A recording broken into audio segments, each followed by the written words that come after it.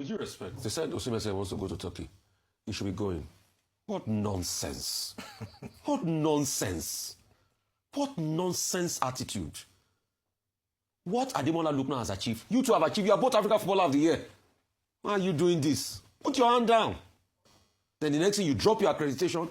At first, please, this is how we can bring in discipline. The only way Osimhen should be allowed back into that team is after he apologizes to his teammates. Yeah, things will go south. When a child misbehaves, you don't throw him away. And that's the more reason why, Dr. Abati, why he should apologize to his teammates.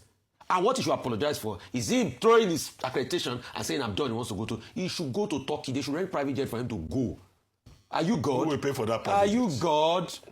If he goes and they win the Nations Cup behind him, which I want them to win, that's when he will know that you're not indispensable. What is it? You are there today. People were there before you. Yeah, I know players have teeth.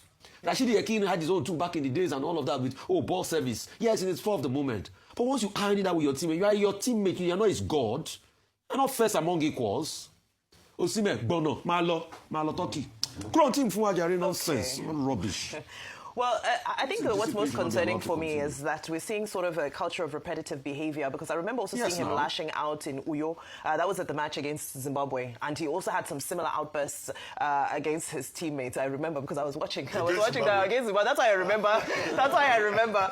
But having said that, there are two issues here. Internally, within the team, what are the disciplinary actions that are taken? We know that passions happen, passions override and so forth, but what are the actual disciplinary actions that stop this from becoming a brand that is associated with a single player who seems to get away with doing it continuously and denigrating his teammates, and gets away with it because he's the star? So there's a concern around that. But the most important thing right now is to stay focused. We don't need all of these sideshows and distractions. The team's morale doesn't need to be dampened in any way whatsoever. They are doing well. They're performing well. So I don't understand whose village people are coming to try and scatter this, this good streak that we're currently on. So let's just focus on that. Let the spirit of sportsmanship also dominate. This is why it's also important that when your kids are growing up, let them play different sports, expose them to different things to learn the spirit of sportsmanship. That sometimes you'll lose, sometimes you'll win, sometimes you'll be the star, sometimes you won't be the star. We call it teamship. Okay, teamship.